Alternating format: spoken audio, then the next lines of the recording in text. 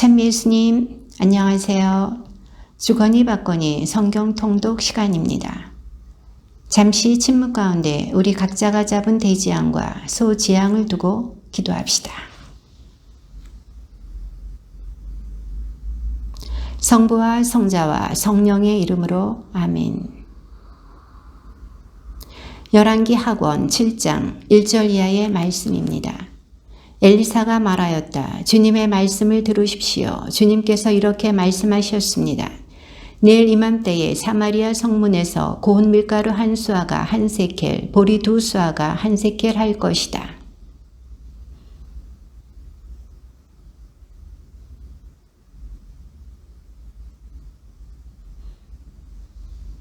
그때의 성문 어귀에 나병 환자 넷이 있었다. 그들이 서로 이런 말을 주고받았다.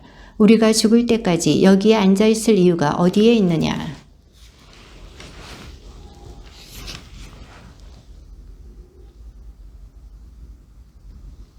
그러고는 아람군 진영으로 가려고 해질녘에 일어섰다.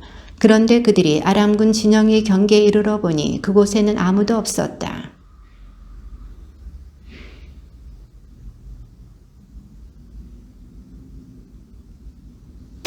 해질녘에 일어나 천막과 군마와 나귀들을 버리고 진영을 그대로 둔 채 목숨을 구하려고 도망쳤던 것이다.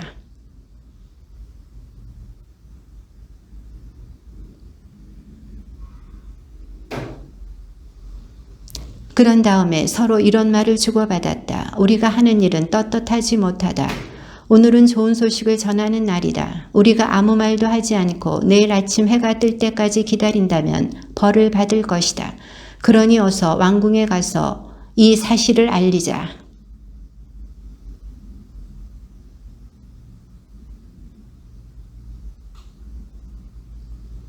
문지기들이 이 소식을 외치며 왕궁 안에까지 알렸다.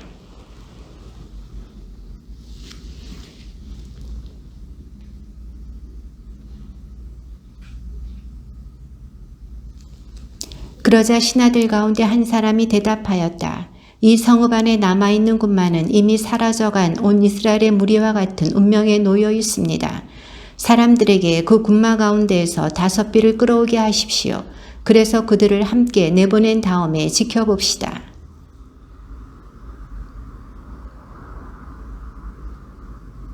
그들이 아람군의 뒤를 쫓아 요르단 강까지 가면서 보니 길마다 아람군이 서둘러 도망치느라 내버린 옷가지와 장비가 널려 있었다. 전령들은 돌아와서 임금에게 이 사실을 보고하였다.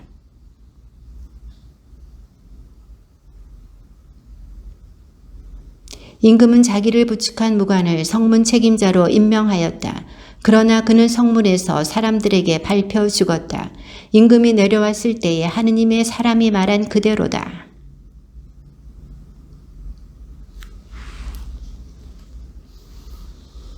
그 말에 무관은 이렇게 대답했었다. 주님께서 하늘의 창문을 여신다 한들 그런 일이 일어날 리 있겠습니까? 그러자 하느님의 사람이 그대는 그것을 직접 눈으로 보게 될 것이요. 그러나 먹지는 못할 것이요 하였던 것이다. 엘리사가 이전에 어떤 여자의 아들을 살린 일이 있는데 그 여자에게 이렇게 일러주었다. 일어나 당신 가족과 함께 떠나 당신이 몸부쳐 살만한 곳으로 가서 사시오. 주님께서 가뭄을 불러들이셨기 때문에 이 땅에 7해 동안 가뭄이 닥칠 것이오.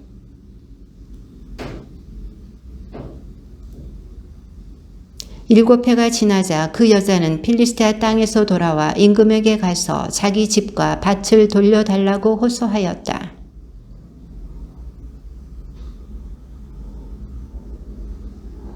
게하지는 엘리사가 죽은 사람을 살려준 일을 임금에게 이야기하였다. 바로 그때에 엘리사가 아들을 살려준 여자가 임금에게 자기 집과 밭을 돌려달라고 호소한 것이다. 게하지가 아뢰었다. 저의 주군이신 임금님, 이 여자가 바로 그 여자입니다. 그리고 이 아이가 바로 엘리사가 살려준 그 아들입니다.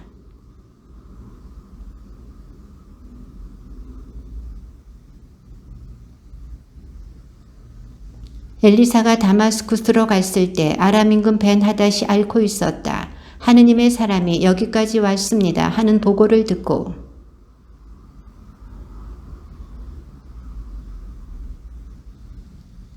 하자엘은 예물로 낙타 40마리의 실을 다마스쿠스의 온갖 귀중품을 가지고 하느님의 사람을 만나러 갔다.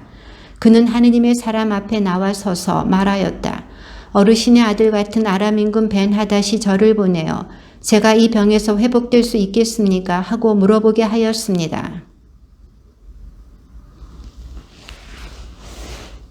그러고 나서 하느님의 사람은 하자엘이 당황스러울 정도로 얼굴을 똑바로 하고 그를 바라보다가 마침내 울음을 터뜨렸다.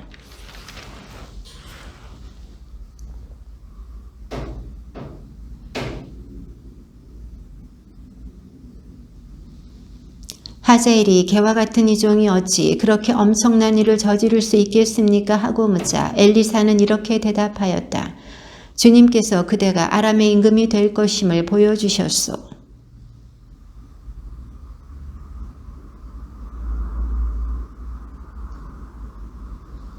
그러나 이튿날 하자엘은 담요를 가져다 물에 적셔 임금의 얼굴에 덮어 죽이고는 그 뒤를 이어 임금이 되었다.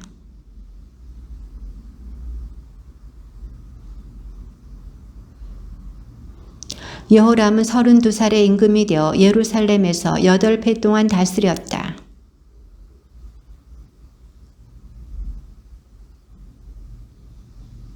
그러나 주님께서는 당신 종 다윗을 생각하시어 유다를 멸망시키려고 하지는 않으셨다. 일찍이 다윗과 그 자손들에게 영원히 등불을 주시겠다고 말씀하셨기 때문이다. 그러자 여호람은 모든 병거대를 이끌고 차이르로 건너갔다.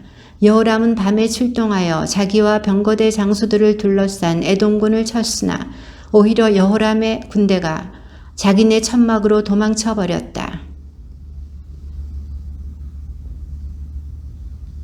여호람 임금의 나머지 행적과 그가 한 모든 일은 유다 임금들의 실록에 쓰여있지 않은가?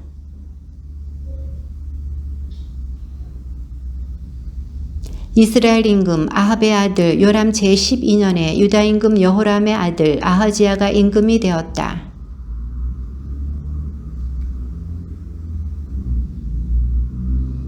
그는 아합 집안의 사위가 되었기 때문에 아합 집안의 길을 걸어 아합 집안처럼 주님의 눈에 거슬리는 악한 짓을 저질렀다.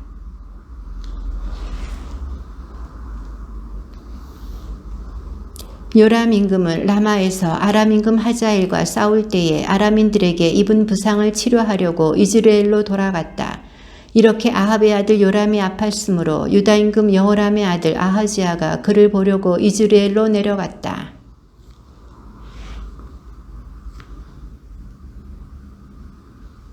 거기에 이르거든 님시의 손자이며 여호사밧의 아들인 예후를 찾아라. 그리고 안에 들어가 동료들 가운데서 그를 불러내어 골방으로 데리고 가거라.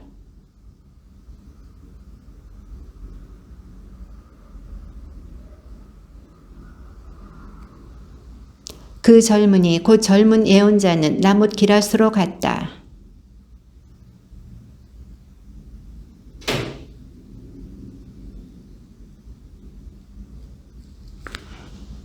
예후가 일어나서 집 안으로 들어가니 젊은 예언자는 그의 머리에 기름을 붓고 말하였다. 주 이스라엘의 하느님께서 이렇게 말씀하셨습니다. 내가 너에게 기름을 부어 주님의 백성 이스라엘을 다스릴 임금으로 세운다.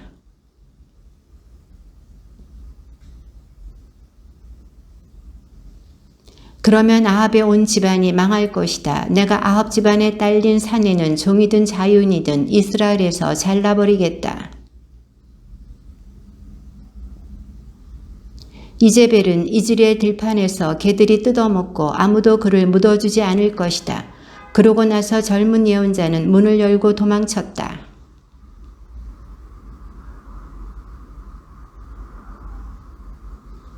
그들은 거짓말 다 털어놓으시오 하고 말하였다.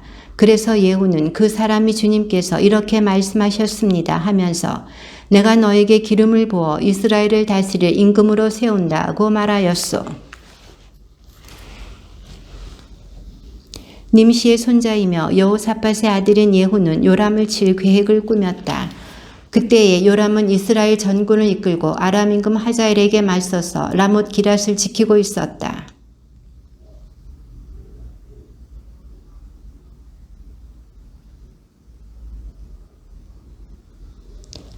그러고 나서 예후는 병거를 타고 이즈레엘로 갔다. 그때에 이즈레엘에는 요람이 알아 누워 있었고 유다 임금 아하지야가 요람을 보러 내려와 있었다.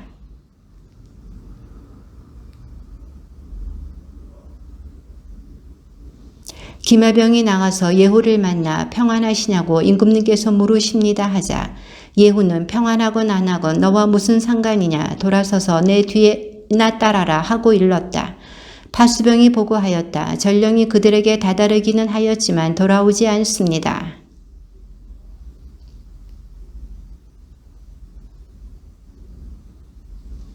그러자 파수병이 또 보고하였다. 그 역시 그들에게 다다르기는 하였지만 돌아오지 않습니다. 그런데 미친 듯이 말을 몰고 오는 모습이 nim시의 손자 예후 같습니다.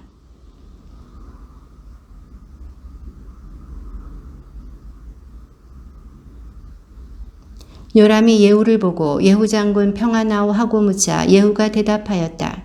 당신의 어머니 이제벨이 온갖 음행과 마술을 일삼고 있는데 평안이 다 뭐요?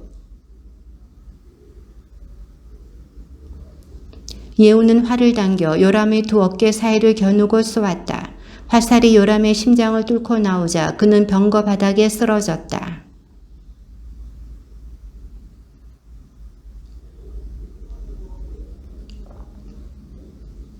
나는 어제 나봇의 피와 그 아들들의 피를 분명히 보았다. 주님의 말이다. 내가 바로 이 밭에서 너에게 그대로 갚을 것이다. 주님의 말이다. 그러니 주님의 말씀대로 이제 그를 들어 그 밭에 내 던져라.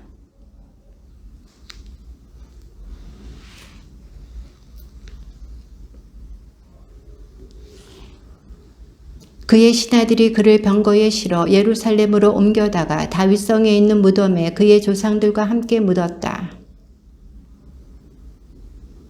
예후가 이즈레엘에 이르렀을 때 이제벨은 소식을 듣고 눈 화장을 하고 머리를 꾸민 다음 창문으로 내려다보고 있었다.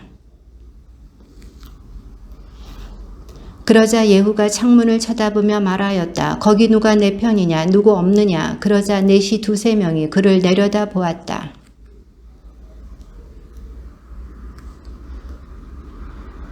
안에 들어가서 먹고 마신 다음 저 저주받은 여자를 찾아다가 묻어주어라. 그래도 임금의 딸이 아니냐 하고 말하였다. 그들이 돌아와 예후에게 보고하자 그는 이렇게 말하였다. 이는 주님께서 당신의 종 티스벳 사람 엘리야를 통하여 하신 말씀 그대로이다. 주님께서 말씀하셨다. 이즈레엘 들판에서 개들이 이제벨의 살을 뜯어먹고 주님의 말씀입니다.